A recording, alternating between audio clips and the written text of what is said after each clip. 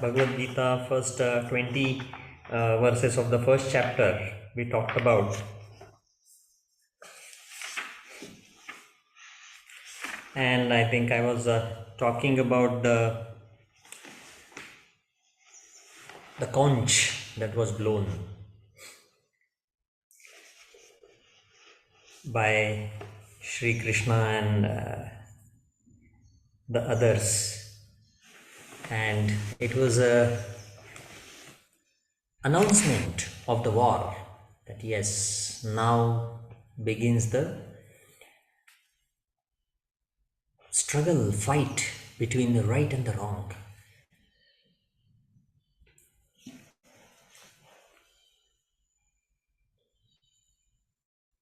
And the last verse that I talked about was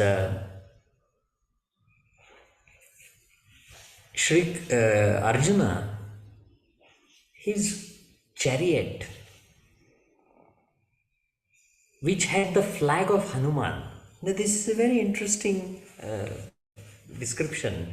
Why you need to have a flag that has Hanuman on it?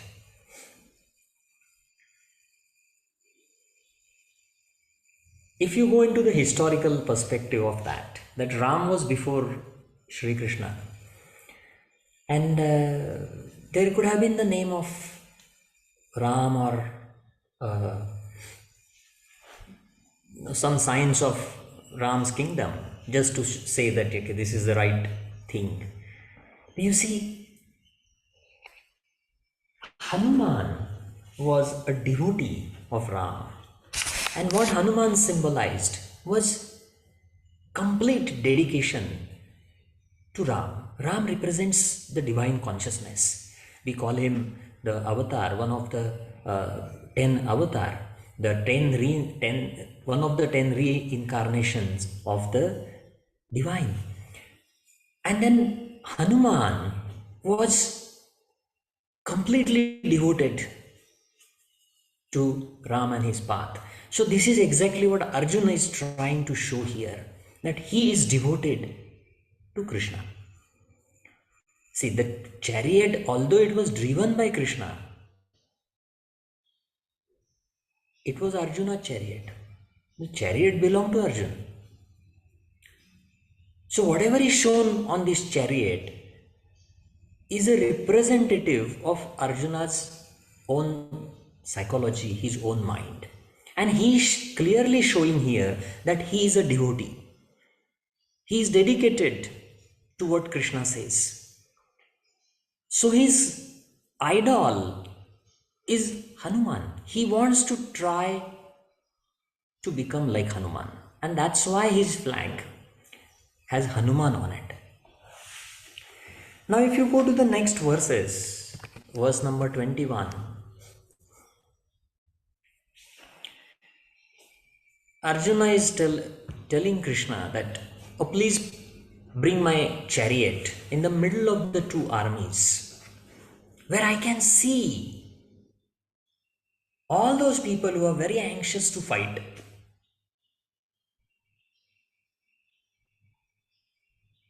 And I want to see that starting point of the battle from the middle.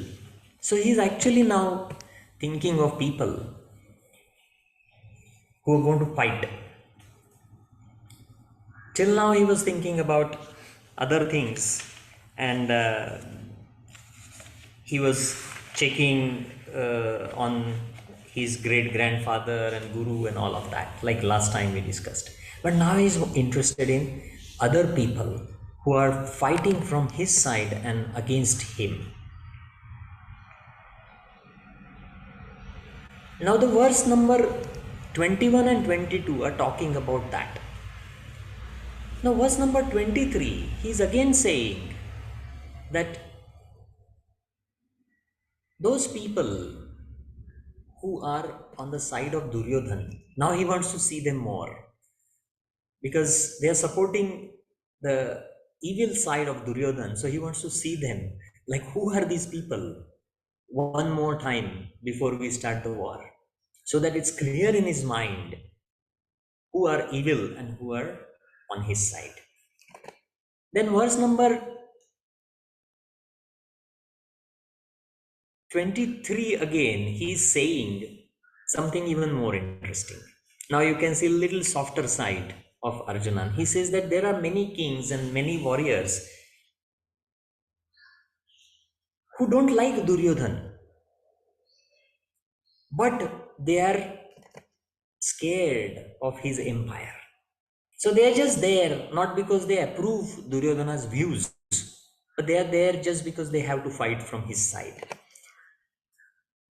Then verse number 24 and 25 is just discussion between Sanjay and Dhritarashtra. You remember Sanjay, the Sanjay is the assistant of King Duryodhan, and Sanjay has this clear vision, this divine sight that he can sit in the palace and still see what's happening on the war front. Probably like a live telecast of the war. Probably they also had some live telecast technology. We call it divine vision or some clairvoyance, but it might just be a technology. We don't know. Unfortunately, just a little diversion, but unfortunately, we in this 21st century, we think that we are really advanced human generation. Every one of us think that our ancestors are like, oh, all forest people had no intelligence, and this is how we view our ancestors. Let me share something more interesting with you. The data that has come out is suggesting that in last 100 years, the human beings have destroyed 50% of the earth's forests. The destruction of the forest, the speed is very high right now. And you will be aware that the reasons for all our global warming issues, they start with this destruction of forests. The pollution and all that is okay. But the main reason we are facing problems is there's no forest to absorb that carbon dioxide. And we are supposed to be very intelligent. We don't even know the root causes of our suffering. Why we are stressed, we don't know that. We don't know the aim of our life. We still think that aim of our life is to become millionaire. We still think that.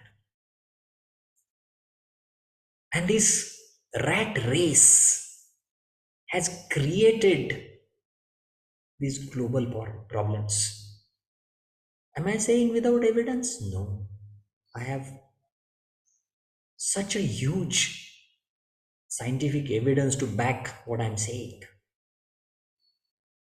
So, we don't have good understanding of ourselves. We don't have good understanding of Mother Nature. We don't know how to solve our problems. We don't know the root cause of our problems. And we don't even know where we're heading. And still we think we are intelligent. Just because we have a little phone that can connect me immediately to anyone in any part of the world. But if you look at Bhagavad-Gita, the knowledge that is there, if this knowledge existed 5,000 years ago, that human race must have been very, very intelligent. So these little things like live telecast certainly was not difficult for them. They probably had better ways to do that. And that's how it was so easy. So I think we need to respect these great traditions which have given so much of knowledge to us with more understanding. But anyway, coming back to this Dhritarashtra and Sanjay, the next two verses are about them. And Sanjay is telling Dhritarashtra that Krishna has placed the chariot of Arjuna exactly in the middle of two armies. and especially in front of Bhishma, Drona, because they are the main ones. Dronacharya is the guru of Pandavas and Kauravas, and Dronacharya is fighting from Kaurava's side. Bhishma is the great grandfather of both Pandavas and Kauravas, but he has to fight from the side of Kauravas because of his own promise. It's better if you put on your videos. It's nice for me to see who I am talking to. I can't really talk to plain blank screen. So turn on your cameras, please. The next verse is verse number 26, 27, and 27 and 28.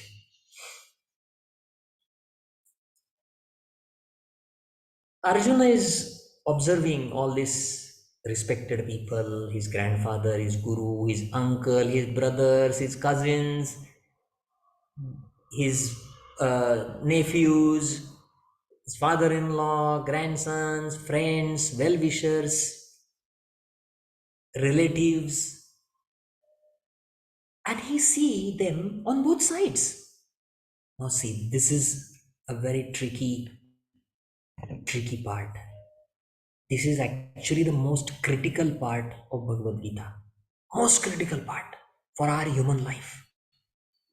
What this verse is saying is actually the starting point of Bhagavad Gita. Because Arjuna is seeing his well-wishers, his friends, his family, his grandfather, his close people on both sides. This is the problem. On this side also, it's my people. On this side also, it's my people. This is a sign of a very kind-hearted man. How we see our life. See, even the person who loved us for years, if that person does one wrong thing, we put that person in the enemy camp and we start hating that person for the rest of our life. Does that happen? One little thing, that's it. You're out of my life. That's it. But look, Arjuna is not like that. Even when he knows that Bhishmacharya is standing against him and Bhishmacharya is ready to kill him, he still remembers that Bhishmacharya is a nice person and he is being very kind and loving to him all his childhood. So Arjun is a very grateful person. Arjun is not an angry, aggressive, egoistic person. And this is very important.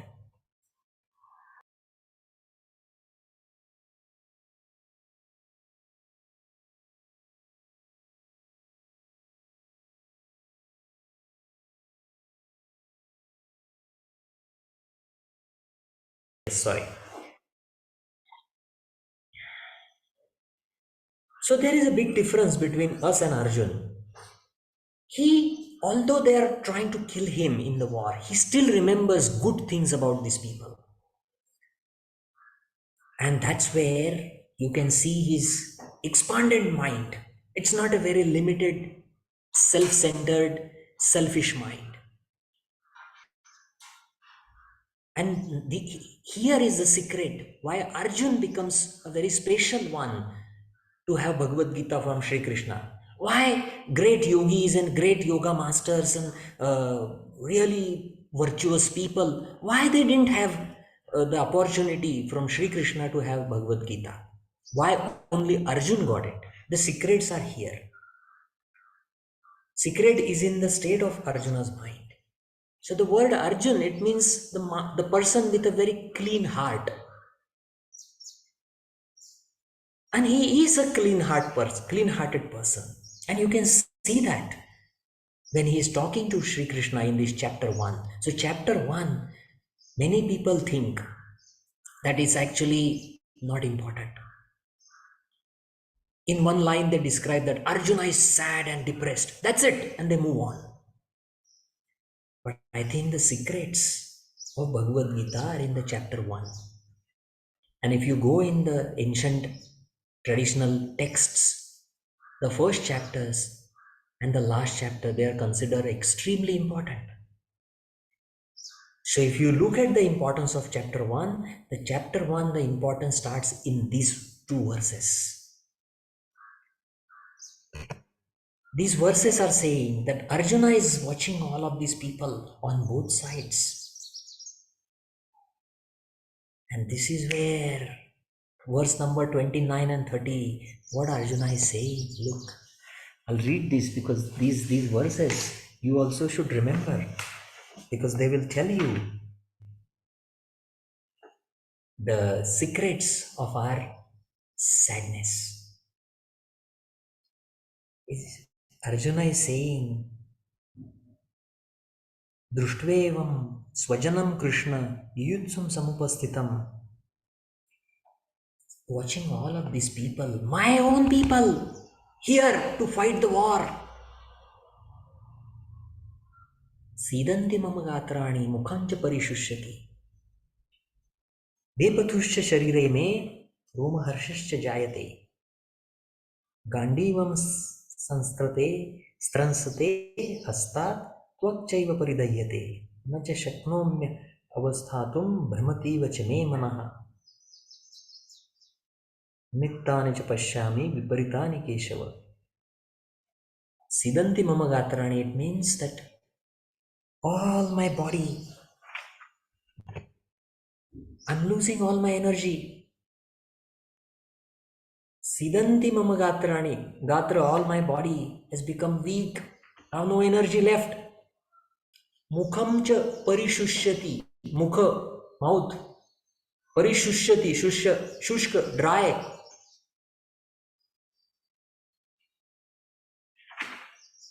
Vepatushya sharire me, my whole body is trembling, shaking, and my goosebumps, I have goosebumps. Roma harsha. Gandivam sanstrate hastat. My bow, which is my pride, my weapon to fight the war, it's dropping out of my hands. I can't hold it. My skin, I'm feeling that burning sensation.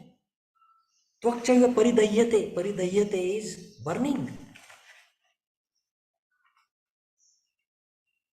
I am even unable to stand.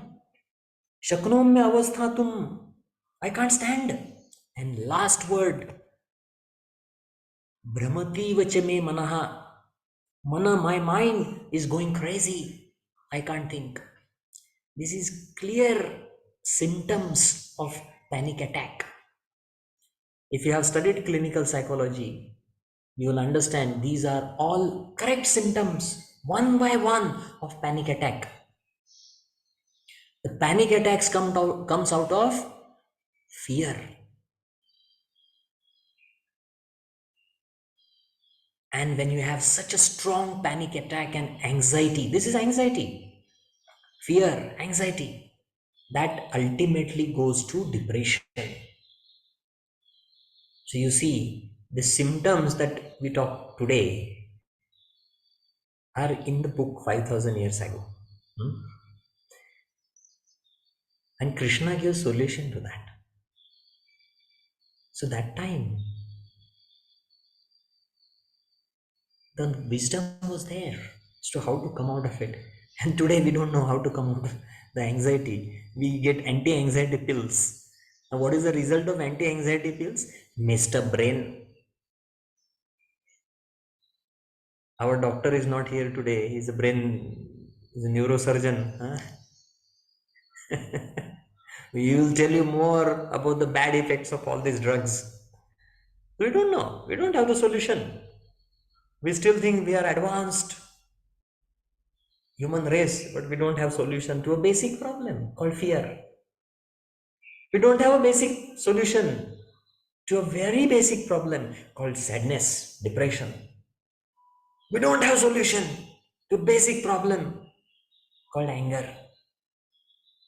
And we think we are advanced just because we have phones. Very nice phone. Oh, look at the camera, look at the technology, where we are going on moon, but we can't solve our problems of anxiety.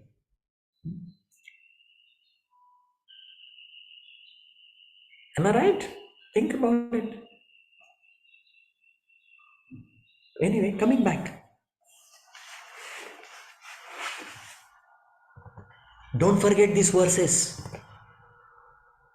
because they're coming out of the fear of the thought that these people are getting killed, the fear of loss, feeling of loneliness. If these people die, I'll be only one. Just a couple of days ago, WHO, World Health Organization, declared formally that loneliness is an epidemic in the world. We are all lonely. The whole world is facing this loneliness problem. Well, this is the problem in Bhagavad Gita. And it starts in the first chapter, 26, 27, 28 verse. And Bhagavad Gita has 700 verses. So the remaining verses is a solution for that. So if we study Bhagavad Gita, we'll find all the solutions to all our problems. I would like to tell you something more interesting and more important here. Arjuna's problems are the most severe problems. Do not ever think that you will have these problems because you will never have these problems. Are you going to stand in the middle of a war front with a gun in your hand where you have to kill people who love you? There are people who are standing with you to fight, who also love you, but you also know that the enemies in front of you can also kill them. So you see the death certain of the people that you love. And who is the reason for that death? You yourself, because you are fighting for the kingdom. So you are the reason for the death of your own people. Will you face this situation in life? I don't think so. And you will have to live with that burden of these deaths. That is a bigger problem. Look what Arjuna is telling Sri Krishna, and you'll realize more and more that there cannot be a worse situation for you to be in. And we complaining little about financial problems, we complaining about little things. Oh, someone said something to me, or she was mean to me, oh, he is not nice to me, oh, the government is so bad and the policies are terrible and they should be giving money and they should be doing this. What nonsense we are getting into. We are getting stressed and anxious and depressed with these little things which have no consequence, which have no relevance in our life. In India, it's a election period, election time. People are going crazy. They're voting for little money here and there. Their decisions are here and there with little things. Our life, everyday problems. The couples fight for such little things. The corporates have these wars for little money. So our problems are so small as compared to Arjuna's problems. And it's very interesting to see that the Bhagavad Gita starts when the worst of the problems are there. So yoga starts when you face negativity. Yoga does not start when you are happy. Yoga starts when you have problems. and the worst of the problems that you can imagine. So don't think that yoga has no one can offer me solution because I am depressed. Don't think like that. Arjuna's problems are more severe than you can imagine, ever imagine. Moving ahead.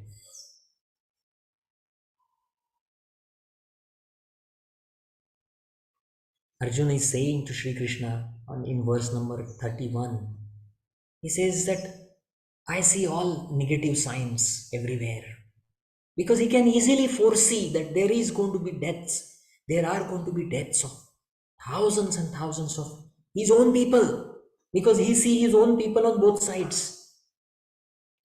And that is the most interesting thing about Arjun. He says there is nothing positive out of this war, and this we should try and focus more.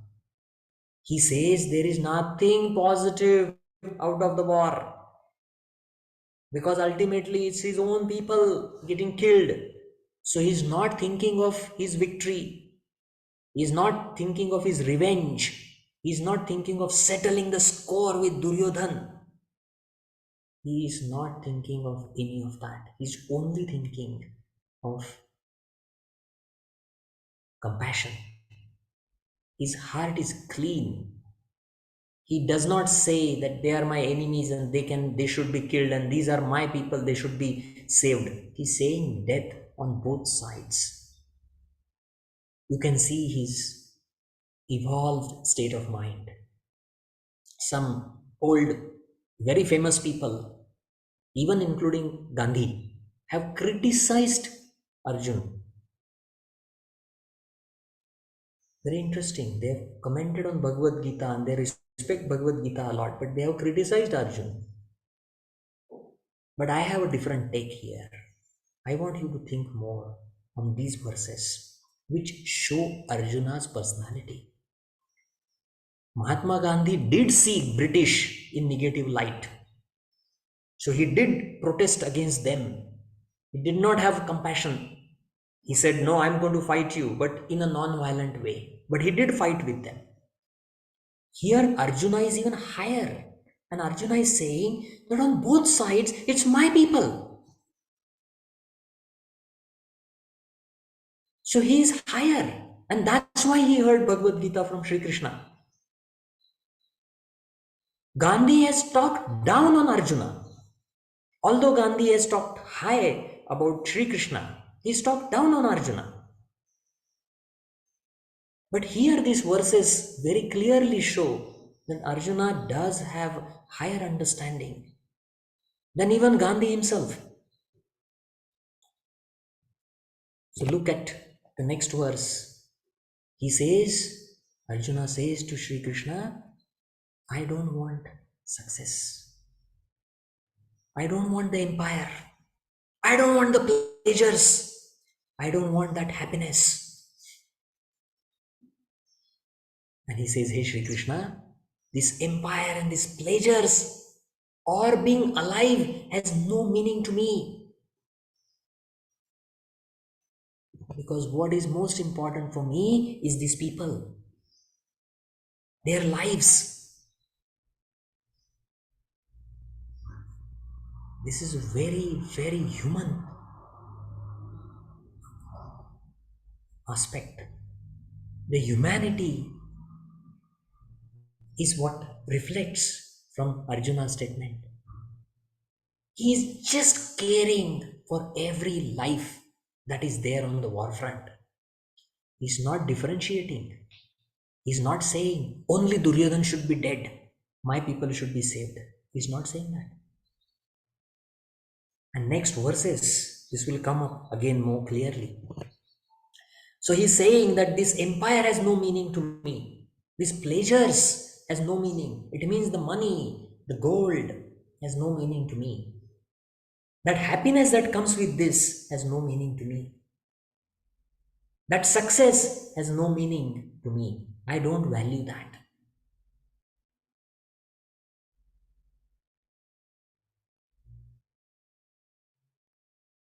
And he clarifies that to our Sri Krishna in the next verse, verse number 33 and 34. He says that if we ever wanted kingdom, it was for our own people.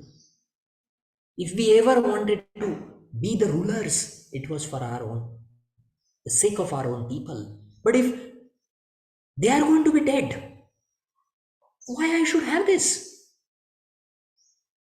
When we also think of money, we think of our family, we think of our friends. We say, oh, we need to have so we all can enjoy. But if these people are not there after the war, why should I have that money? This is what he's saying. So you can easily see that he actually is selfless, man. He's not a selfish person who is fighting for his own money so that he can enjoy his pleasures. He's not interested. He says, if I ever want a kingdom, it is for these people. But if they are not going to be alive, I don't want that kingdom.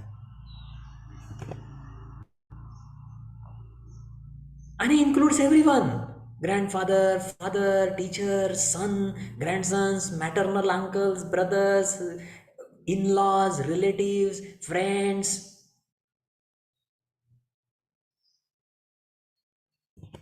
If I want all these things for them and they are here fighting against me or with me, I don't see any point in killing them. I don't want to fight this war. So he's taking the turn now in a direction where he is not interested in fighting the war, because he's weighing what he's losing and what he's gaining out of this war. And he see loss, loss, loss, loss, loss, no gain. And if you think that the gain is his kingdom and his empire and his money, he says, I value that nothing. I have no value for that. I value people more. I value my people more. And they are on both sides and they are getting killed. And more sadness comes to him because he's saying that all these people are ready to sacrifice their lives. For what? For me? I don't want that. You can imagine his state of mind. You can feel what is he feeling. And this is where that uh, overwhelming grief and sadness is taking over him. And then he comes to a point where he says he's not even happy to kill Duryodhan and these bad people who troubled him, who, who tried to kill him, who humiliated his wife, who insulted his wife. He's not even interested in killing them because he's very sad just to see what is happening. So, next verse 35, he's saying that I do not wish to kill these people, and even if I am killed, I don't want to kill. Like, I'll read that verse number 35. Etan hantumichhami natopi madhusudhana api trailokya rajasya hetoho kimnu mahikrute. I do not even want to kill them, even if someone gives me the kingdom of the three worlds. So even if I become the master of the universe, I don't want to kill them. So he's comparing the value of the kingdom with the value of their life. That's basically he's doing. So he says, if someone makes me the master of the universe at the cost of the lives of these people, I don't want that kingdom. So he's made his stand very clear that he's not interested in kingdom at the cost of the lives of these people. So he's greatest humanitarian. People have portrayed him, Gandhi has portrayed him like some kind of lower human being who just fights with people and kills them. But he's forgotten this first chapter verse. I'm just showing you that. You can think about it. How great values Arjuna is carrying. His wife is insulted, his kingdom is taken, he's being his cousins have tried to kill him so many times. They have cheated him. They have done everything bad that you can think of. But still Arjun says, I'm not going to kill them, even at the cost of the like empire of the universe. I don't want that empire, but I'm not going to kill them. Verse number 37, he's just trying to convince Sri Krishna. Because look, he's talking, if you see the first chapter, till verse number 37, Sri Krishna hasn't said anything. He's quiet. So no, that's what happens. When you keep talking and the person next to you is not talking, you try and convince the person more. You think that he's not convinced, so you want to convince him more. So he is doing the same thing. You see the Arjuna's psychology. Verse number 36, verse number 37. He says, it's not right for us to kill our own cousins. Because how can I be happy by killing our own people? Then he says, verse number 38, he says, why they are doing it? Because they are blinded by their greed. So they cannot decide between right and wrong.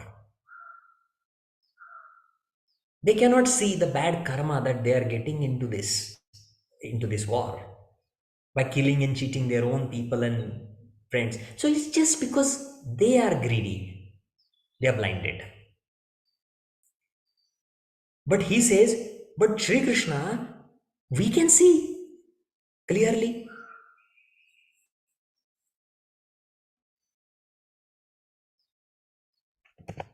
They are not able to see, but we can see. And now we can see it, so we should not fight. That's his argument. So his argument is very simple. It's very humanistic argument. Now the situation that he is in, you need to see. If you think that the divine energy and the God is all about just, saving lives, then Sri Krishna should say to Arjun that stop fighting, you're right. Become non-violent and go to the forest and meditate. But you see, the whole idea of divine and the God is very different in Bhagavad Gita.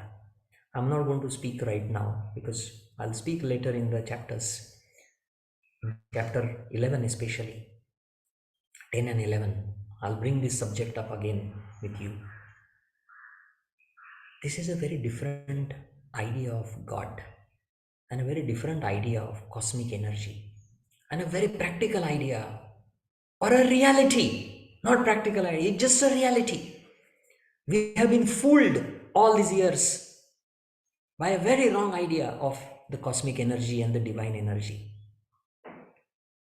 We go to the temple and we worship, say, oh God, I am worshipping you, give me money. Here, the God is in front of Arjun and Arjun is not wanting money. He is only telling Sri Krishna that I don't want to fight. I have all these problems. I want solution to the problems.